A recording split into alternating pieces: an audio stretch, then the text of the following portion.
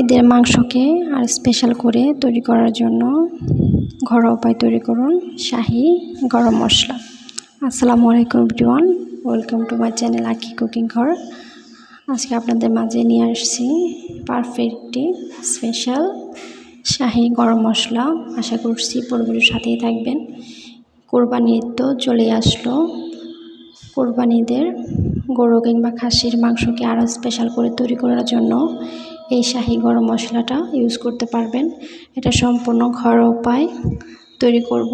আমার শাহি গরম মশলা তৈরি করতে যা যা লাগছে তা নিয়ে নিয়েছি।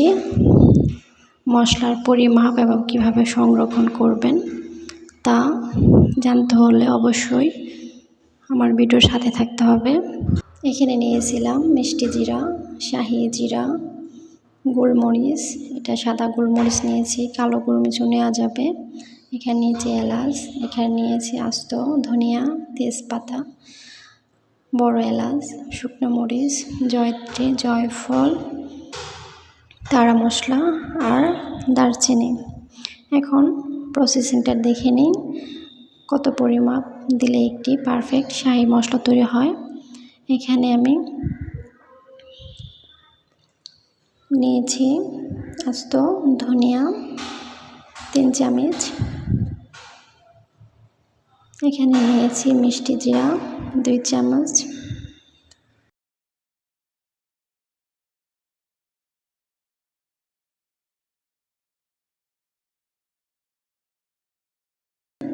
নর্মাল যে জিরা এটা 4 চামচ ইউজ করেছি, আর নিয়েছি 1 চামচ এলাচ, আর নিয়েছি 1 চামচ শাহি জিরা।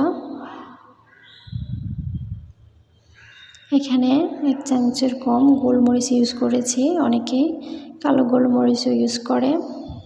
আর বড় এলাচ নিয়েছি 5টি, জয়ফল নিয়েছি 2টি, আর তারা মশলা এটা নিয়েছি 3 পিস, আর দারচিনি 10 থেকে 12টি, আর জয়ত্রী নিয়েছি 4 থেকে 5টি, শুকনো মরিচ নিয়েছি 8 থেকে 10টি, আর 5টা তেজপাতা কাছে দিয়ে কেটে আমি ছোট ছোট পিস করে নিয়েছি। এগুলো এখন সবগুলো মিশিয়ে নিব। এগুলো সবগুলো মশলা আমি একটু মিশিয়ে নিচ্ছি। গরম মশলা দুইভাবে করা যায়, যেমন কড়ার মধ্যে শুকিয়েও করা যায়, অনেক সময় চুলায় হালকা ভেজেও গরম মশলা করা যায়। তবে আমি প্রেফার করি দীর্ঘদিন এবং এর স্মেল যাতে নষ্ট না হয় সেজন্য চুলায় সামান্য ভেজে গরম মশলা তৈরি করলে সবচেয়ে বেশি ভালো হয়। আপনাদের যেভাবে সুবিধা হয় রোদে বা চুলায় দুইভাবেই করতে পারেন। আমি এখন মশলাগুলো লো হিটে তাওয়ায় ভেজে নেব। অবশ্যই খেয়াল রাখবেন মশলাটা লো হিটে ভাজার জন্য। চুলা আঁচটা যদি বেশি থাকে তাহলে মশলা পুড়ে যাওয়ার সম্ভাবনা থাকে, আর মশলা পুড়ে গেলে এর স্বাদ বা স্মেল দুটোই নষ্ট হয়ে যায়। এটা একটু ধৈর্য সহকারে ভেজে নেবেন, তাহলে মশলার স্মেলটা ভালো আসবে এবং যে কোনো মাংস রান্না করলে এর ফ্লেভারটা দারুণ আসে। দেখুন আমার মশলাটা হয়ে গেছে,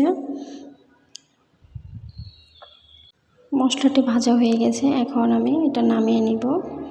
নামিয়ে সঙ্গে সঙ্গে আরেকটি বলে রেখে দিব ঠান্ডা করে। এটা আমি ব্লেন্ড করে নিব। অনেকে পাটায় বেটে নেয়, আপনাদের সুবিধার্থে যেটা ভালো হয় সেভাবে করে নেবেন। মশলাগুলো ঠান্ডা অবস্থায় অবশ্যই গুঁড়ো করবেন, গরম অবস্থায় কখনো গুঁড়ো করবেন না।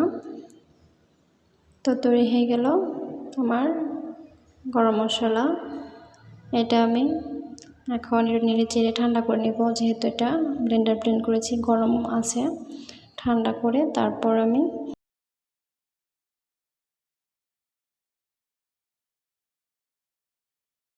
এয়ারটাইট বক্সে এটা 1 থেকে 1.5 বছর মতো সংরক্ষণ করা যাবে। দেখতে ঠিক প্যাকেটের মশলার মতো হয়েছে। এটা এটা ঘরোয়া উপায় তৈরি এবং স্বাস্থ্যকর। শুধু মাংসে না, বিভিন্ন রান্নায়ও এই মশলাটা ইউজ করা যায়।